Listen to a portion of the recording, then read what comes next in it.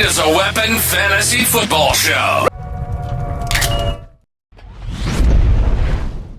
Well, welcome into episode 216, everybody. I am your host, Derek, a.k.a. Sleezbomb. Today, we are going to be covering my top 7 wide receivers who I'm going to guarantee you that are going to outperform their ADP and players you should be targeting to win your fantasy football championship this season. Now, before we dive into it, guys, if you're listening on Spotify, Apple, YouTube, all the support's been greatly appreciated. Take a second, click that little like button, click that follow button, hit that like and subscribe. Helps me out a ton. I'll be bringing you guys fantasy football content all year long to help you guys dominate your leagues. And if you have any fantasy football questions at all, always drop them in the comments. I'll answer every single one of them. Here to support you guys for this journey this season. And let's dive into the wide receivers top 7 that I will be drafting ahead of their ADP. Starting off with number 1, my favorite guy to target all year long and everything. If you're part of my channels or watch my live streams and my drafts, Garrett Wilson will be my most owned player. So we got to give him a little Sleezebomb. Now, Garrett Wilson has had a coaching staff change almost every single year of his career. Quarterback play changed every single year of his career. Now he is reunited with Justin Fields from Ohio State, and their numbers from Ohio State are extravagant, guys. Fields had a passer rating of 133 when targeting Garrett Wilson in college alone. 1,201 passing yards to Garrett Wilson, 11 touchdowns to Garrett Wilson. He also had 22 receptions of 20-plus yards. Those were just the college numbers. Now, let's look back at 2024 here. He was 1,104 yards, 101 receptions, 154 targets. I expect all those numbers to go up. Receiving touchdown 7, I expect that to go up. Good to see him get little 5 rushing yards. You like little add-on ticky-tack fantasy points, no matter how you get them. He finished wide receiver 10 overall, averaging 14.8 points per game with 251.9 points on the season. Production premium was negative. That is going to be positive this year. But these are the numbers that you have to look at because volume is king in fantasy football. Snap share, 96.5%. The number 1 in the NFL for the wide receiver position. This man never comes off the field. Target share, 26%, top 17 there. I expect that to be in the 30% range this year in a top 5 metric. Routes ran 645. That was number 3. I expect that to stay in the top 5 as well. And route participation, 99.7%. What are we talking about here? The Jets, now you got to look at the season they have too. Are they really going to be ahead in a lot of games here? I don't see them winning many games. They're going to be playing from behind. It's going to be more pass heavy. And Justin Fields has his guy back. Garrett Wilson is going to the absolute moon, guys. And the fact that right now that he's being drafted on the board currently as wide receiver 16, going behind guys like Terry McLaurin, you know, you could even say T. Higgins, Tyreek Hill if you want. This guy's going to outperform these guys. It's just how it goes. Make sure you draft Garrett Wilson this year. Number 2 was one of my favorite ones, and I just put him in my top 10 rankings this year for the season, and that is going to be Davante Adams, who is currently right now, guys, going off the board at wide receiver 17, ADP 40, and all these numbers are used off Fantasy Pros. So you guys don't check Fantasy Pros ADP or follow any of their content. All their content creators, make sure you do. Shout out to them. All their content's amazing. I use it all the time. Now, when you're looking at Davante Adams and you look at last season, how is he wide receiver 17 off the board when he finished as wide receiver 11 last year, missing 3 games, was on the Raiders, had terrible quarterback play, was traded, went to the Jets, terrible quarterback play to Aaron Rodgers, and it's ridiculous. This guy is just a machine. Wide receiver 11, wide receiver 10, wide receiver 3, wide receiver 2, wide receiver 1, wide receiver 3, wide receiver 10, wide receiver 14. That's the past 8 years. This guy's never been this low. Now you enter the Rams. But before we talk about the Rams, let's dive into what he did last year. So 1,063 yards, 85 receptions, 141 targets. I expect all those numbers to go up. Receiving touchdowns, 8. That's going up as well. Rushing yards, of course, he's older, 32 years old. You're not going to see much rushing yards for him anymore. He used to get a lot of end arounds. Again, he finished wide receiver 11, averaging 17.2 points per game, 243.1 yards. Production premium was negative because the situations he was in last year was terrible. It will be +6, +7 this year. Snap share. This is what you have to look at. This guy is just a machine, one of the best route runners I've seen in 20 years of football. Snap share, 92% at age 31. That was top 10. Number 8. Target share, 29.5% at age 31. That was top 5. Routes ran 509. That was number 25. He also missed 3 games, so you could probably put that in the top 10 as well. Route participation, 96.2, top 10. Those are all top 10 metrics. Now you enter Sean McVay's system. You have Puka Nacua across the way. He will not be doubled by any means. You're also going to have Kyron Williams in the backfield and Matt Stafford, who is going to feed him like a machine. Make sure you draft Davante Adams. He's going to win you fantasy football championships at one of the best values right now this year. Number 3 just got a major boost with Aaron Rodgers joining the Pittsburgh Steelers, and that is Declan DK Metcalf. But you got to look at last year first here before we talk about how I think it's going to go in Arthur Smith's system this year. So last year missed 2 games, almost put up 1,000 yards. Geno Smith, the Seattle Seahawks offense wasn't what it was supposed to be last year. 66 receptions, that's a low for DK Metcalf. I mean, he's going to see so many targets this year, but we'll get to that. 108 targets, 5 touchdowns. I expect all these numbers to go up. Rushing yards, 17. Still like to see that. He can get a couple end rounds. He's still 27 years old, and he's an athletic specimen. I see him getting a couple carries here and there this year. He finished wide receiver 32, 12.7 points per game, 191.2 points on the season. But look at the production premium when he's out there. Plus 5.6. That is what is going to happen. He is just that guy. Snap share 86.8, top 20 there. That's going to be in the 90s. That is going to be 95 right there. Target share, I expect it to be in 30%. Last year was 21.3 at number 42. The wide receivers he's going up against is Calvin Austin, Robert Woods, Roman Wilson. Maybe they bring in Alan Lazard. This is going to be the DK show all the way.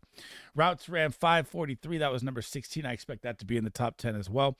Route participation 94.3%. He's a true Alpha X. He never comes off the field. I expect that to be in the top 10 as well. Now, when we're looking at where DK Metcalf is being drafted right now, guys, he's being drafted as wide receiver 24, behind Cortland Sutton, behind Mike Evans, behind Terry McLaurin, and he's going to outperform all these guys. I promise you that. Now, joins the Steelers, Aaron Rodgers, Arthur Smith's system. Arthur Smith is always a nightmare, but wide receivers can produce here. And how many games, you know, when you look at Mike Tomlin, yes, he makes them 500 every year. Yes, he's one of the greatest coaches. He's a first ballot Hall of Famer. This season, do we see the Steelers being Super Bowl contenders, dominating a lot of games, controlling the run game with Caleb Johnson and Jaylen Warren?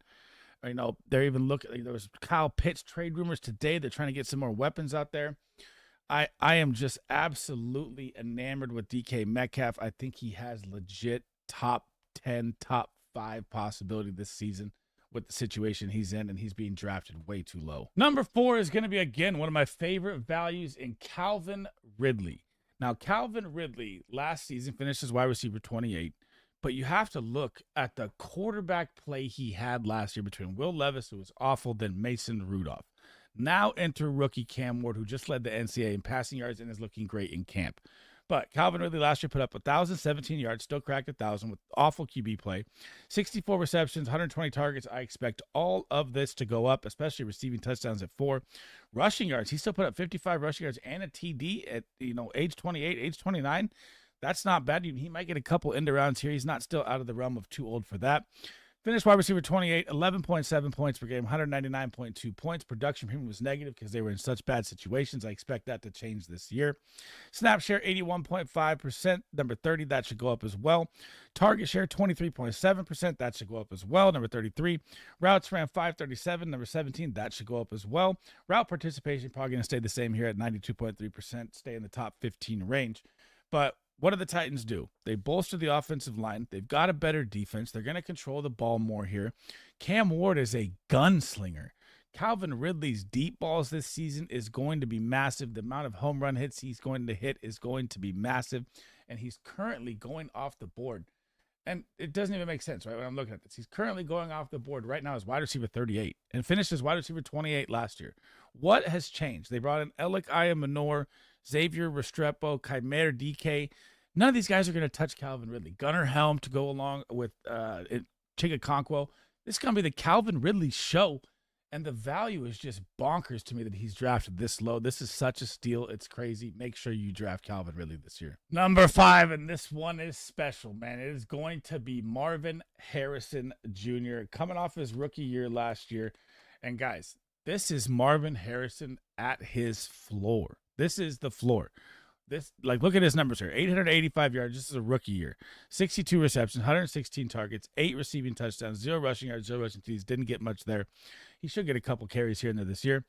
Finished wide receiver 30, 11.6 points per game, 196.5 points on the season. Production premium was negative, which is crazy. That I don't see that happening this season at negative 6.2. Snap share 79.5%. That will go up to the 90s. Target share 22.2. I expect that to be in the 25 to 27 range. They still have Trey McBride. Routes ran 526. I expect that to be up in the 600s. Route participation, I expect that to be 95%, up in the top 10 range. He is here for the show this season. Now, he's currently going off the board right now at wide receiver 18. He's going to outperform these people in front of him. The second-year chemistry is going to be here. You've seen the updates with Kyler Murray. They are more locked in this season. And when you're looking at Marvin Harrison Jr., like, do you really think he's going to have 116 targets again? He is too much of a specimen. He is one of my absolute favorite buys in Dynasty, favorite picks by ADP everywhere across the board. He is going to show you why he is a top 5 Dynasty wide receiver asset after this year. I guarantee it. Number 6, and it's like these people just do not understand values in fantasy football. Jerry Jeudy is currently going off the board as wide receiver 30. Think about that right now for a second. Got traded from Denver last season, and look at these numbers he put up. 1,229 receiving yards, 90 receptions, 145 targets. I expect all these to even go up this year. 4 receiving touchdowns. He didn't get the rushing work. He can get a couple end arounds there. Finished as wide receiver 12. Wide receiver 12 from last year, who broke out, is now being drafted as wide receiver 30. These are the things you have to look at to win your fantasy football leagues. Now, here's what you have to look at as well. 14.2 points per game, 240 points in the season, production premium +5, which is absolutely massive. That is what Jerry Jeudy does. But look at these numbers, guys. Snap share, 94.2. That was number 4 in the NFL. Target share, 22.8. I expect that to go up to the 25% range. Routes ran 700. 700 routes he ran. That was number 1 in the NFL, guys. Now, we're going to get to why that's so important here in a minute. Route participation, 96.3%, number 9. Now, why the routes ran is so amazing. Well, you have Cedric Tillman back. He's been banged up a little bit here and there. David Njoku's always banged up a little bit here and there. That's why they brought Harold Fannenden Jr. in the draft. But how many games are the Cleveland Browns going to be ahead this season? You could say Joe Flacco, Shadur Sanders, whatever quarterback you want to throw out there, Kenny Pickett. It's going to be a nightmare. They're going to be playing from behind, a pass-heavy offense. They're probably going to have the most pass attempts in the NFL this season. And Jerry Jeudy is going to feast on this, guys. These are the plays you have to make. Make sure you get Jerry Jeudy. Be smart in your drafts. Last but not least, we had to throw a bang-bang Niner in there. It is going to be Jauan Jennings, who is going to be, in my opinion, the 49ers wide receiver 1 this year. People are going to argue Purcell. People are going to argue Ayuk and Ayuk. God, he's already driving the Niners coaching staff nuts again this year. I want this guy out. And, man, if you can even go get one in Dynasty right now, go do it now for cheap value, because even if he's 27, he's going to have a monster year this year. Now, looking back at last year, 2024, finally got a little opportunity here because injuries happened. Ayuk, Debo was out of shape, and then you saw Jauan Jennings get a little run. So he also missed 2 games with injury. So he almost had 1,000 yards on a 72.8% snap share. That is how dominant this guy is when he's on the field. That is going to go way up. Receptions 77, targets 113. He's a big body in the red zone, 6'4", 6'3", 6'4", I don't know which one, but he's a big boy. He'll be a red zone target with Kittle out there. Rushing yards 0. I don't know. I don't expect him to get that many end arounds in the Shanahan system here. Well, but he finished wide receiver 24, right? So when you're looking at that right now, you're looking at the Ayuk problems. You're looking at Purcell already with a hamstring injury as well, which, they say is going to be fine, but hamstrings are always one of the worst things you can get. He's going off the board at wide receiver 35, finishing wide receiver 24. These are the things you have to look at, just like Jerry Jeudy when I just talked about it. Production premium plus 2.1 when he's out there. Snap share, we talked about. Target share 26.3% when he's out there. That's top 15 numbers. Routes ran 398, number 52. I expect that to go way up. Again, that was more of his breakout season last year. Route participation 78.2%. I expect that to go up as well. And you always got Christian McCaffrey, who I'm all in on this season, but that injury is very scary. And say anything happens to Christian McCaffrey, it's going to become pass heavy all the way. Jauan Jennings being drafted at wide receiver 35 is absolutely bonkers, man. And you've seen this guy, what he can do in a game. He popped off a 46, 47-point game last year. He can explode. He is going to be Purdy's go-to wide receiver. I promise you guys this. It is not going to be Ayuk. It is not going to be Purcell. It is going to be Jauan Jennings. He's just not that sexy pick, but God damn it, he is the value pick.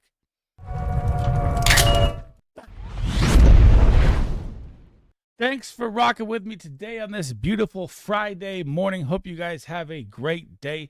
Before we get out of here, guys, as always, make sure you tap that like button. Helps me out a ton. Hit that subscription. I'll be live all year long, bringing you fantasy football content to help you dominate.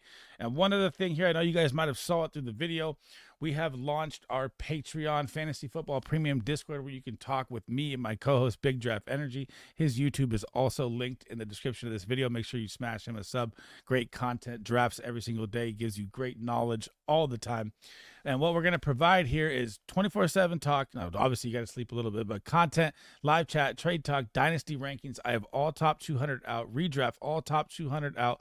Pick 'em locks when we get to the season. DFS, tertiary plays, one-on-one trade talk, and he's dropped the Big Draft Energy Best Ball Draft Guide, which breaks down everything you need to know for best ball players, to target players, to let fall players, to take early.